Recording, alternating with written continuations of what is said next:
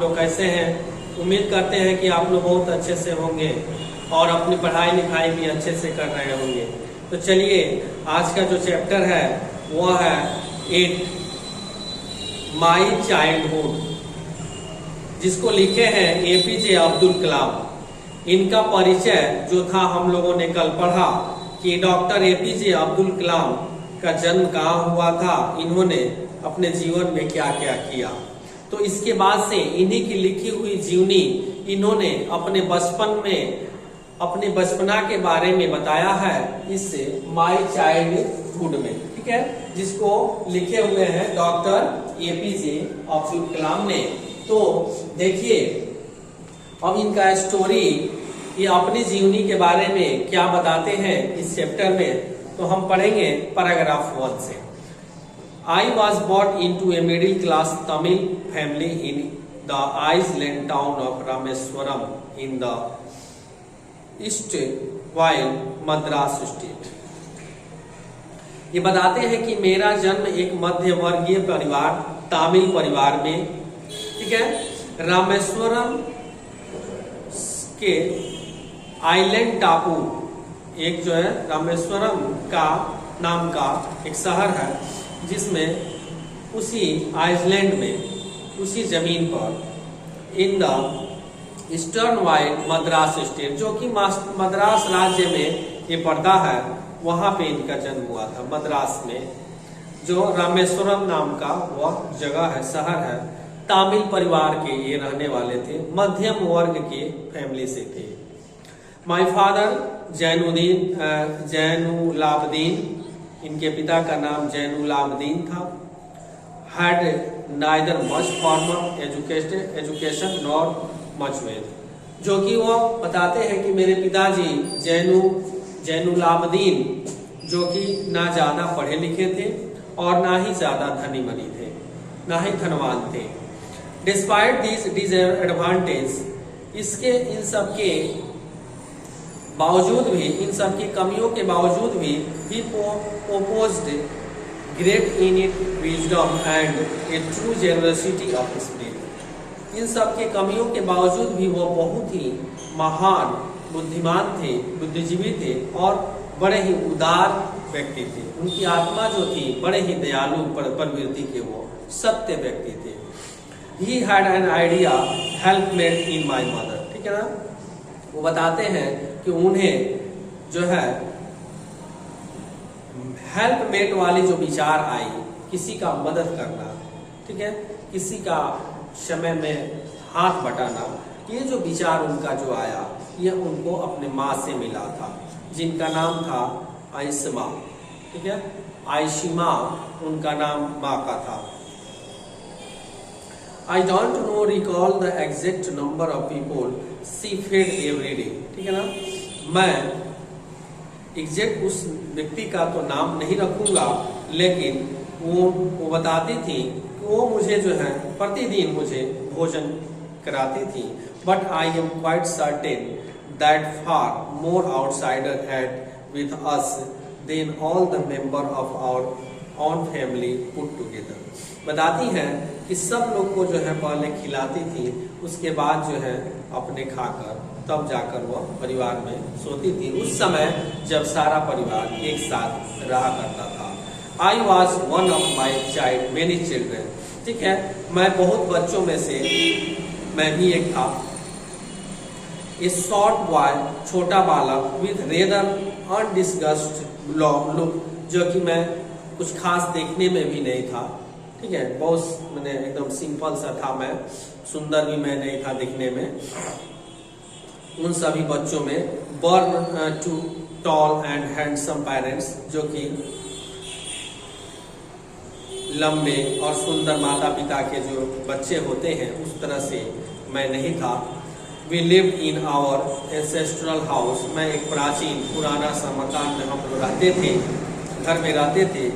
Which was build in the middle of the 19th century, जिसको जो है उस मकान को 19वीं शताब्दी के बीच में बनाया गया था, ठीक है, उनके दादा परदादा ने बनवाया था। It was a fairly large पक्का हाउस, लेकिन यह पूरी तरह से जो है बड़ा सा और पक्का कमरा घर था, मेड ऑफ द लीम स्टोन एंड ब्रिक, जो कि पत्थरों और ईंट से मिलकर बनाए गए थे। On the mosque street in Rameswaram, Rameswaram में जो मॉस्क स्ट्रीट था, मस्जिद का जो गली था, मोहल्ला था, उसी पर वहाँ बना हुआ था मेरा घर। My austere father used to avoid all inessential comfort and luxuries. मेरे पिताजी शुरू से ही जो है आरामदायक और सुख देने वाली जो वस्तुएं होती थी, जिसकी वह अवहेलना करते रहते थे कि नहीं नहीं आरामदायक वाली चीजें मुझे पसंद नहीं है, ठीक है, जिसकी आवश्यकता वह नहीं समझते थे कि इसकी जरूरत है। However all necessaries were provided for, हालांकि वो जितनी जरूरत की चीजें होती थी वह सब उपलब्ध घरों में करते थे। इन टर्न फॉर फूड, जैसे मान लीजिए कि सबसे आवश्यकता चीज क्या है, भोजन, तो वो भोजन का प्रबंध बढ़िया से करते थे। मेडिसिन्स, दवाओं का, और क्लॉथ्स, कपड़ों का, इन जो आवश्यकता वाली चीज है जो घर में जरूरत है उसको वो पूरा उपलब्ध बढ़िया से कर देते थे। लेकिन जो कंफर्टेबल, आराम के लिए, लग्जरियस के लिए जो चीजें आती हैं, ठीक है ना, जैसे फैन, एसी, कूलर, सोफा, ये सारी चीजें जो है उन्हें पसंद नहीं थी, ठीक है। In fact I would say mine was a very secure childhood.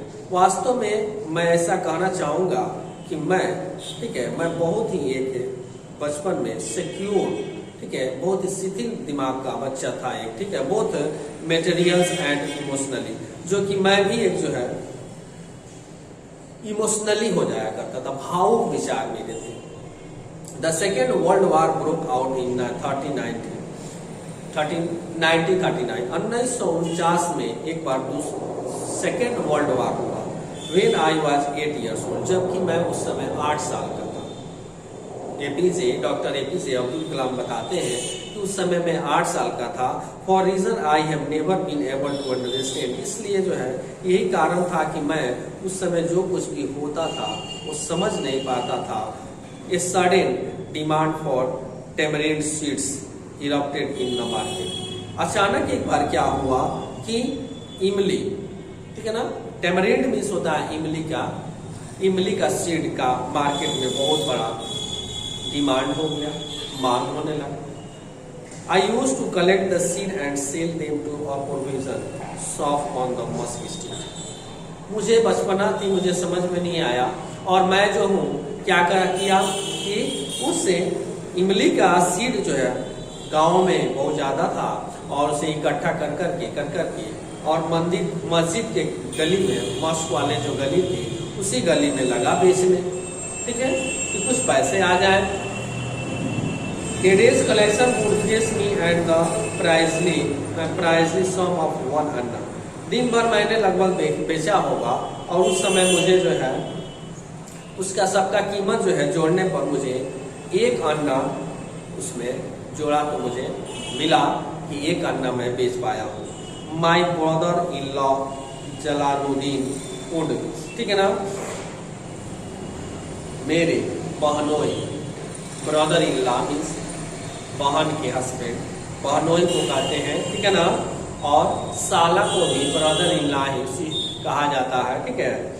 तो ये बहनोई जो थे would tell me stories about the war, वो जो है मुझे अपने इस वार की कहानियों को उन्होंने बताया करते थे। About the war which I would later attempt to the trace in the headlines in Dinamani, जो कि वो बाद में उसे हेडलाइन में छपता था।